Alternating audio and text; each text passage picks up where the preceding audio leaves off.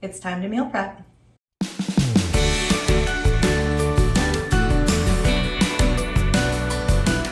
Hi friends, thank you so much for joining me. This week I thought we would do another meal prep. I have my oven preheating at 400 degrees and I'm just gonna roast up some veggies. I have a bag of broccoli florets, cauliflower, Brussels sprouts, and then I have some of these baby potatoes. So I'm just gonna wash up some of these and put those on as well. And I'm just gonna roast them all together. So if any of these are huge, I'll cut them in half, but otherwise they'll all roast up pretty close together, so it'll be just fine. So I'm gonna get these washed. So first off, I'm gonna go ahead and lightly spray with this. This is just extra virgin olive oil. Lightly spray the whole pan. And then I'm just gonna go through, open up each of these bags and dump them out.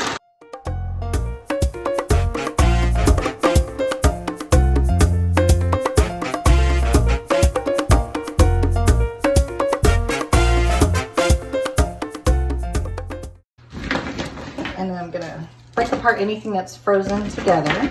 To that, I have those baby potatoes that I just washed up. Put those a little bit here and there. And this is only gonna be, you know, maybe 2 meals worth of meal prep, but I love having this already ready to go in the fridge because then when you're starving, it makes it a lot easier to make good choices when you have something that's delicious and already roasted up and ready to go. I'm gonna do just a tiny bit more olive oil on the top, and I really am trying to make sure I'm not getting too much because this is where you can add a whole lot of calories on accident. And I'm just gonna sprinkle that with a little bit of garlic salt.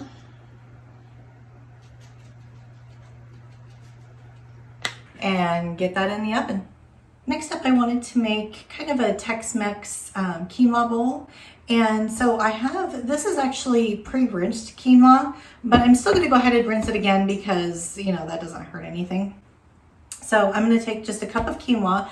I'm gonna try this in my Instapot. I've actually never made quinoa in an Instapot before. So I looked up how to do it and it says to do 1 minute and then let it slow release. So some of the posts said let it slow release for 5 minutes. Some of them said let it go the whole way. Some of them said do a 1-to-1 ratio on quinoa and water or broth or whatever you're using. Some of them said to do 1 to 1.5. So I tend to do about 1 to 1.5 or 1 to 1.25 when I do rice. So I think I'm gonna go ahead and do that. And then I'm gonna try just letting it slow release the whole way on its own, because if I have a little bit more liquid, it makes sense to sort of leave it in there a little bit longer. So I think that's the method that I'm gonna try. So we'll see together how that goes. So I'm gonna go ahead and take my 1 cup of quinoa and get that rinsed. Okay, so into the Instapot goes the quinoa, and then I have, you know, you could see somewhere between 1.25 cups and 1.5 cups of water. And I went ahead and used also hot water and make sure all my quinoa got right down in that water. I'm gonna go ahead and hit pressure cook, lower that all the way down to 1 minute.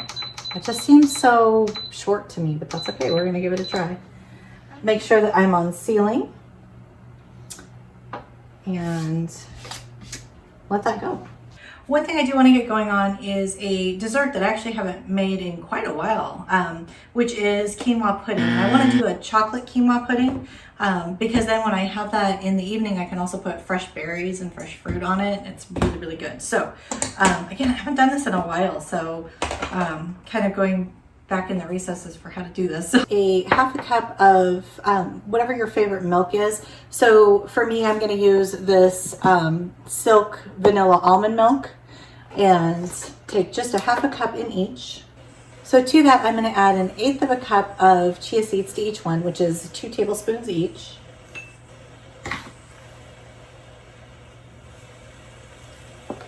And then a tablespoon of cocoa powder, and this is just unsweetened baking cocoa powder.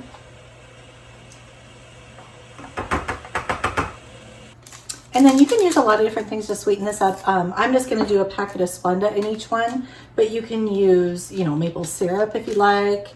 You can use whatever, you know, monk fruit sweetener, whatever your favorite sweetener is. I just happen to have a lot of Splenda, so that's what I'm going to use. But, you know, whatever your favorite is, that's perfectly fine.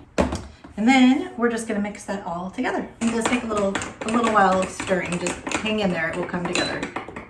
Okay, when you get that all stirred together, that's what it looks like. And then in case you've never had chia pudding before, it basically gets kind of like this gelatinous film on the outside, if you will. And so it's kind of it's a different texture. Not everybody likes it. I personally love it. It does remind me a tiny bit of tapioca pudding. So if you hate tapioca pudding, you might hate this. But I happen to be someone who likes it. The texture of that doesn't bother me, which is funny because textures of some things do bother me. But so what you want to do is put this in the fridge for, about an hour, and then go ahead and stir it again. And that will help the chia seeds to absorb all that liquid. And then at that point, that was our 1 minute. At that point, you leave it alone for overnight, and it'll make a chocolate pudding. So it's really, really good.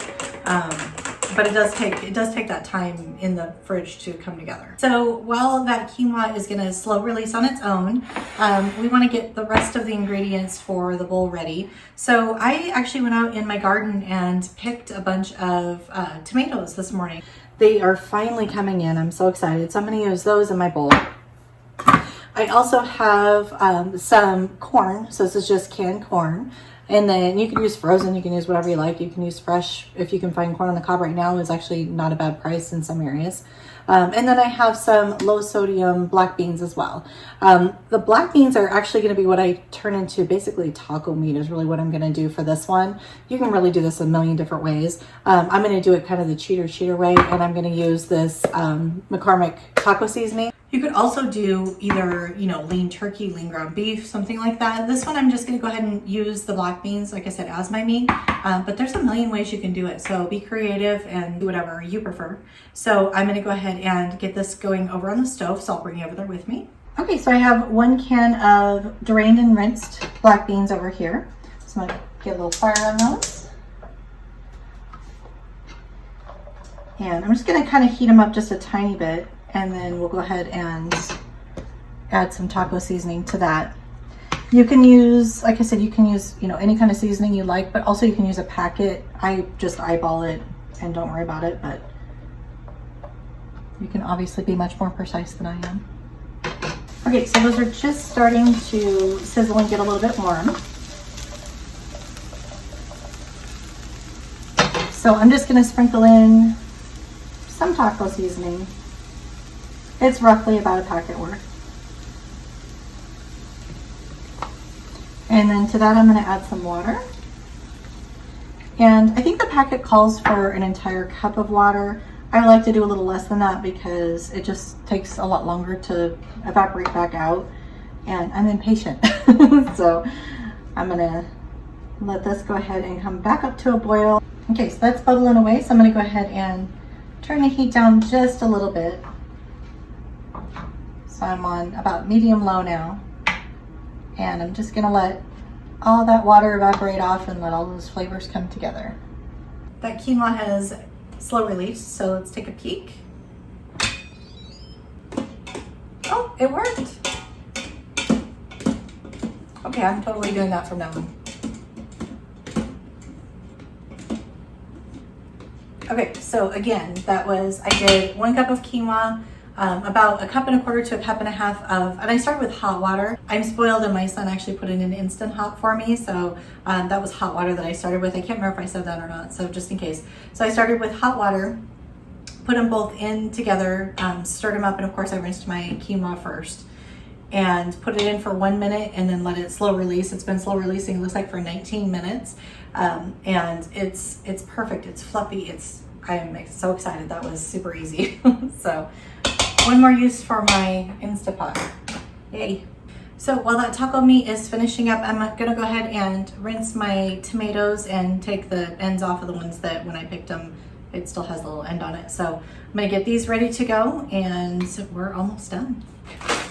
It is time to put my bowls together. So I don't remember if I've already shown you these or not, but I went ahead and got some glass meal prep containers. So they still have the 2 sections like my plastic ones did, but the plastic ones were starting to, not look so great. And I I do reheat my food in the meal prep container. I don't, pour it out onto a plate. And I don't love reheating stuff in plastic. It scares me a little bit, so I feel like glass is just safer. It's just a personal choice.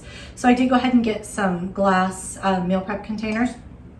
I can't remember if I've shown those already. I might have already shown them, but there you go. And to each of these, I'm just gonna start with making 2. We'll see how far. I think my beans, I think I'm probably only gonna have 2, maybe 3. But I'm gonna go ahead and add some of these cut green beans to each of the meal prep containers. And then to each of these meal prep containers, I'm gonna do just a half a cup of this quinoa. And then I'm gonna go ahead and add a half a cup of my black bean taco mixture to each. And then to that, I'm gonna add just some of this canned corn. And I'm probably gonna do maybe 2 to 3 heaping tablespoons in each. So really I'm probably doing about a 1/4 cup in each. And then to the top of that, I'm just gonna add some of these fresh tomatoes on the top. And you can go ahead and cut these in half if you'd like to.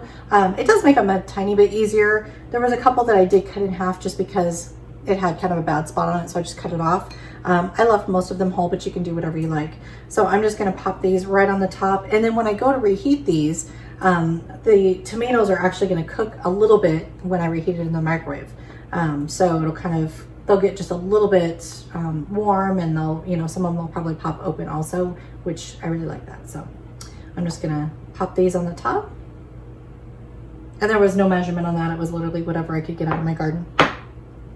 And that is what the lunch meal prep looks like. It's nice and colorful, and it's gonna be very filling and delicious. So I'm excited for those. Okay, so the roasted vegetables are out. And these I just like to put in a giant container. And again, then I just have this handy anytime I need to grab something. It's delicious with breakfast. Just, fry up a couple of eggs and have a bunch of veggies on the side. It's a great way to get veggies in the morning. But it's just nice to have something that is filling, delicious, and ready to go. Okay, last thing we have to do is to stir that chia seed pudding again. So you can see it's only been in the fridge, maybe a half an hour at this point. I'm gonna go ahead and stir it just because I'm showing you. I would usually wait about an hour.